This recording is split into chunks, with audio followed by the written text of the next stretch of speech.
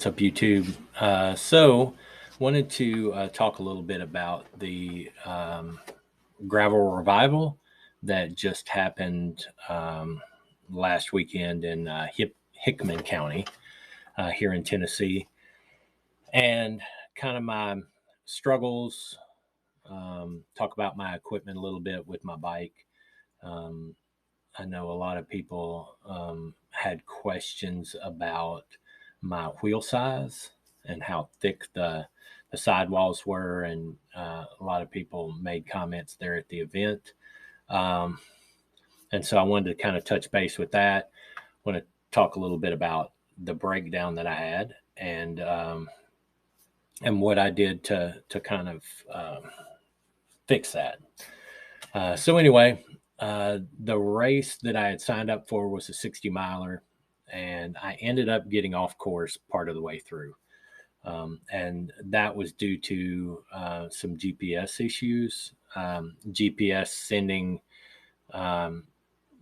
trying to find the fastest course. And another participant was talking about it afterwards, and he said he did the 43 miler, but it took him 36 miles based on his GPS. And so there were some discrepancies there.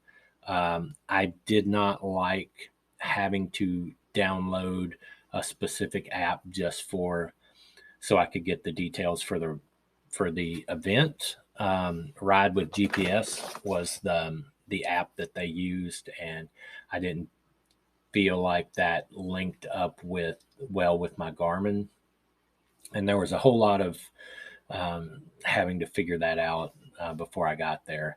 So I was just able to get the 60 miler loaded up. So once I got pushed over to the 40 miler after I missed a pretty big turn, then I didn't have any directions, and I was just following riders at that point. The wheels held up well.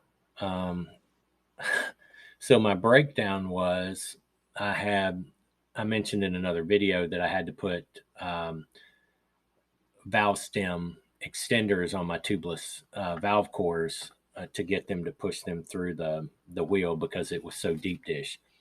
And I had a low tire. It was a puncture, but evidently the sealant was holding because I didn't know I had one. It just felt a little squishy.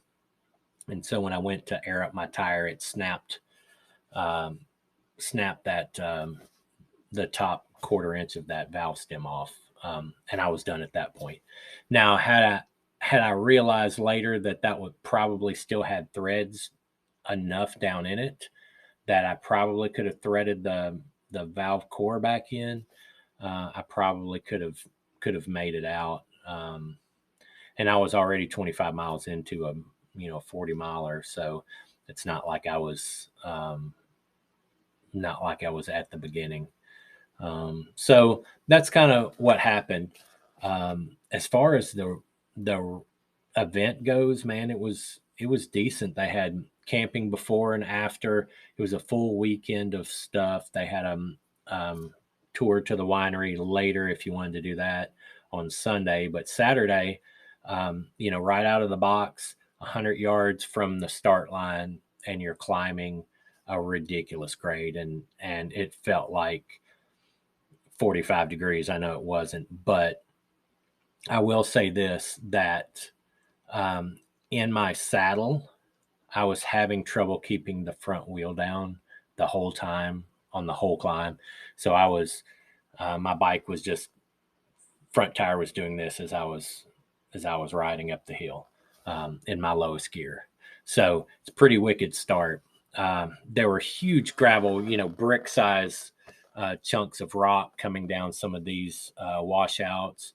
A lot of it was on private property, but really good gravel. There were so many people that flatted, and probably out of the 10 people that made a comment about my wheels, I saw at least 3 or 4 of them on the side of the road fixing flats. And one guy had a blowout sidewall. And, so I don't feel that bad about my equipment. Now, what I did do is I came in and I reinstalled a new valve core extender. The kit came with two. And I also put in my cush cores that I had used out in Nebraska. So moving forward, that's what I have. But that was where I was in the event, and I'll got a little video of what the extender looks like, and it actually doesn't come out the edge of the lip of the rim. It's still where it attaches is still inside the rim. So anyway, but that was my bike. That was my experience. All in all, a good event. I'll do it again next year. It was close and well run. Lots of door prizes. However, I didn't get any, but was able to help when I went down. I helped another rider out with equipment that he lost in a backpack. So I gave him my pump and extra CO2 cartridge, which obviously I didn't need anymore because I was spewing junk out of my valve core. So, anyways, that was mine for the 2022 gravel revival, and the bike held up well.